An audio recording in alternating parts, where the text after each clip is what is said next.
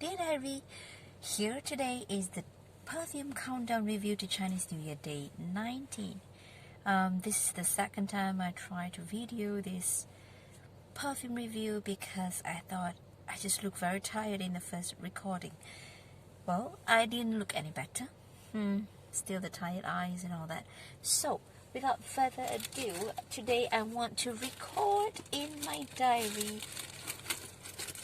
And I want to talk about this fragrance. This is a sample, Rose Goldea, Blossom Delight by Bvlgari. So here is the sample that I think I would use up these 2 days. Well, this I almost this fragrance just choked me. All right, this fragrance is a story about a rose.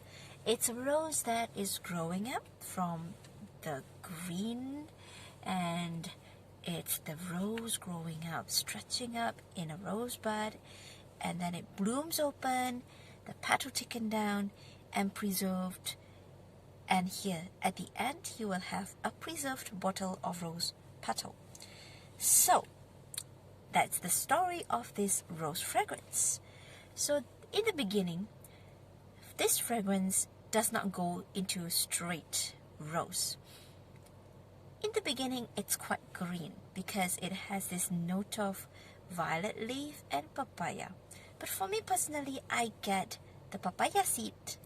You know when you are eating papaya and somehow some papaya seed that you're just lazy to wash off just stick on the papaya fruit, and yeah, I will just eat them.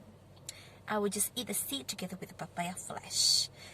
I know consciously that I would get some bitterness bite from that seed, almost bittery green, but it's okay once in a while, right? So I would eat that seed and I would get this like punch in my tongue that the papaya seed gives me. And this fragrance gives me that kind of punch, greenery punch in the beginning. It just reminds me of papaya seed, although the papaya is just listed as one of the notes. So after the beginning, as it dries down into half an hour or an hour long, the fragrance will be focusing more on the rose leaf because it's a green rose, a rose leaf. The rose is there, but it's very minor. But a major part in the middle one, but in the middle stage of this fragrance would be the leaf, the green leaf. Almost like the rose is growing, it is budding, and you have the rosebud together with the rose leaf. And as it dries down some more into, not a further dry down, but it's like the complete growth of the rose. That's the part that I enjoy the most, because the green rose scent will slowly dries, and you know what? The pleasant part comes. The rose petal will blooms open, blossom open, and imagine you just pluck the rose petal down.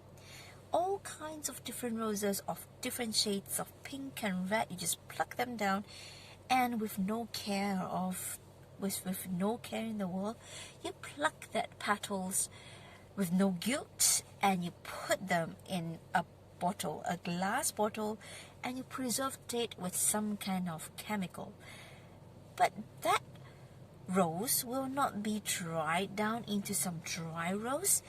The rose petal will somehow be preserved in its most natural way. It just seems like a rose that never gets old.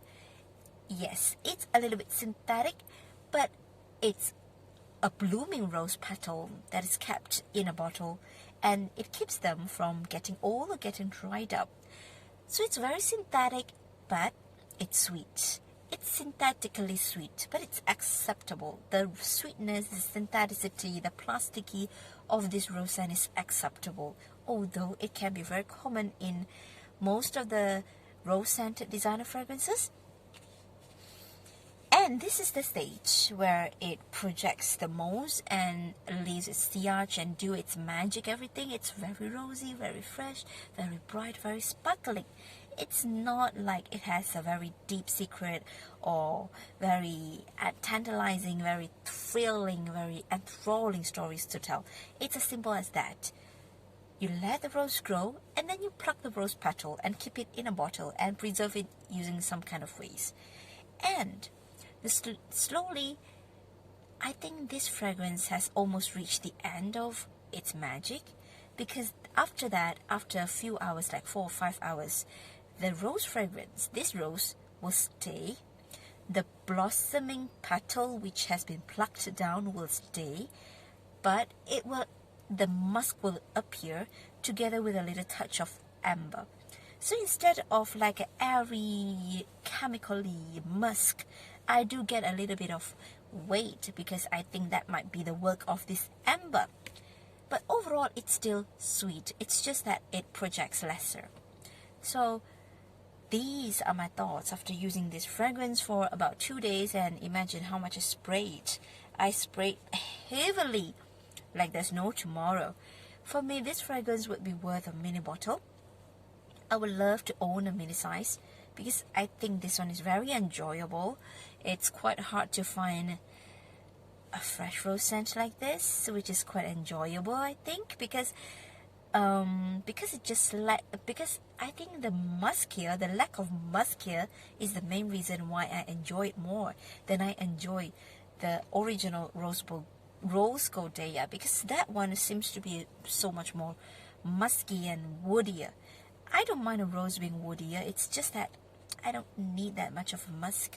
So with this, the musk is way down a little bit, toned down a little bit by the synthetic rose scent, and together with the amber, which is what I enjoy. And I think, yes, I would go for a mini, and I would keep it in my wardrobe, and I would keep it in my scent memories. So if you are watching this, if you are reading, if you're peeping into my perfume diary, don't worry, you're allowed. Under one condition: you must subscribe to my channel. See you next time. Bye.